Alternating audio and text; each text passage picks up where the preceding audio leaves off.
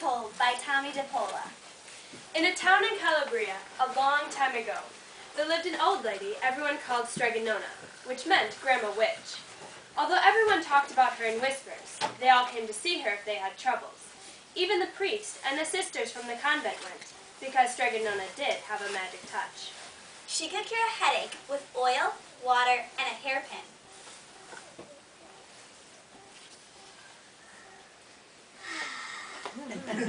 She made special potions for the girls who wanted husbands.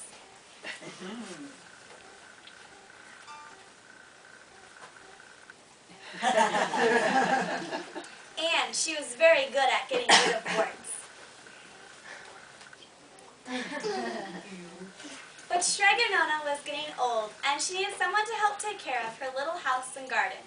So she put up a sign in the town square, and Big Anthony, who didn't pay any attention, went to go see her. Anthony, you must sweep the house and wash the dishes. You must weed the garden and pick the vegetables. You must feed the goat and milk her. And you must fetch the water. For all this I will give you 3 coins, a place to sleep, and food to eat. Oh, grazie! But the one thing you must never do is touch the pasta pot. It is very valuable, and don't let anyone touch it. Oh, si, yes. And so the days went by. Big Anthony did his work, and Strega Nona met with the people who came to see her for headaches and husbands and warts. Big Anthony had a nice bed to sleep in next to the goat shed, and he had food to eat. One evening, when Big Anthony was milking the goat, he heard Strega Nona singing. Peeking in the window, he saw Strega Nona standing over the pasta pot. She sang, Bubble up, pasta pot. Boil me some pasta nice and hot. I'm hungry and it's time to sup. So boil me enough pasta to fill me up. and the pasta pot bubbled and boiled and was suddenly filled with steaming hot pasta. Then she sang, Enough, pasta pot. I have my pasta nice and hot. So simmer down my potted clay until I'm hungry another day. How wonderful! That's a magic pot for sure! And Strega Nona called Big Anthony in for supper. But too bad for Big Anthony, because he didn't see Strega Nona blow 3 kisses to the magic pasta pot. And this is what happened. The next day, when Big Anthony went to the town square to fetch the water, he told everyone about the pasta pot. And naturally, everyone laughed at him. Because it sounded so silly, a pot cooked all by itself. You better go confess to the priest, Big Anthony. Such a lie. And Big Anthony was angry, and that wasn't a very good thing to be. I'll show them. I'll get the pasta pot and make it cook. And then they'll be sorry. that day came sooner than even Big Anthony would have thought, because just 2 days later, Strega Nona said to Big Anthony, Anthony, I must go over the mountain to the next town to visit my friend Strega Amelia. Sweep the house and weed the garden. Feed the goat and milk her. And for your lunch there is some bread and cheese in the cupboard. And remember, don't touch the pasta pot. Oh, yes, Strega Nona. My chance has come. As soon as Strega Nona was out of sight, Big Anthony ran inside, grabbed the pot off the shelf, and put it on the floor. Okay, now let's see if I remember all the words. Bubble, bubble, pasta pot. Boil me some pasta and nice and hot. I am hungry and it's time to sup. So boil me enough pasta to fill me up. And sure enough, the pot bubbled and boiled and began to fill up with pasta. Aha!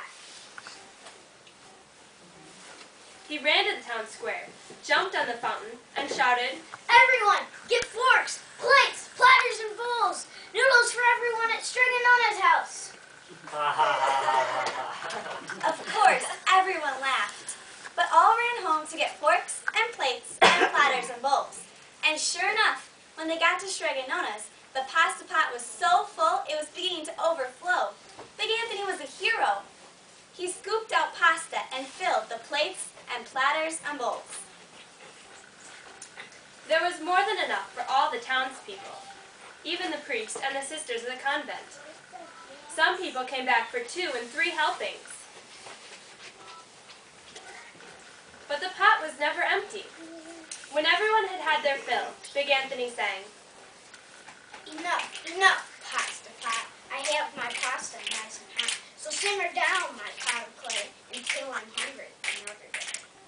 But alas, he did not blow the 3 kisses. He went outside into the applause of the crowd.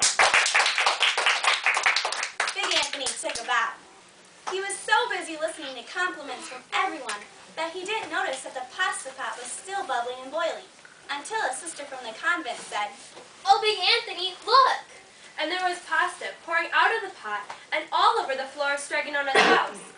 Big Anthony rushed in and shouted the magic words, but the pot kept bubbling. He took the pot off the floor, but pasta kept on pouring from it. Big Anthony grabbed a cover and sat on it. But the pasta raised the cover and Big Anthony too, and spilled on the floor of Strega Nona's house. Stop! But the pasta did not stop, and if someone hadn't grabbed poor Big Anthony, the pasta would have covered him up.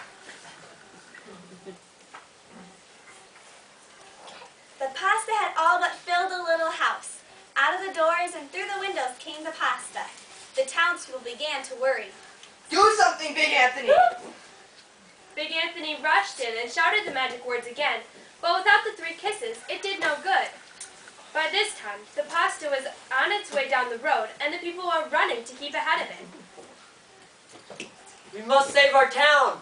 Grab doors, chairs, tables, anything. Save the town. But even that didn't work. The pasta kept coming, and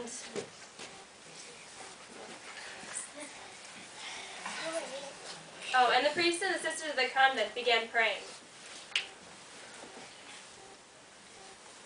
If we're lost, the pasta will cover our town.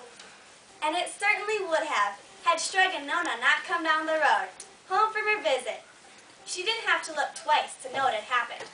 She sang the magic song and blew the 3 kisses, and with a sputter, the pot stopped boiling and the pasta came to a halt. But then, they turned on poor Big Anthony. Let's string it up! Now wait, the punishment should fit the crime. Anthony, you want pasta from my magic pasta pot? And I want to sleep in my little bed tonight.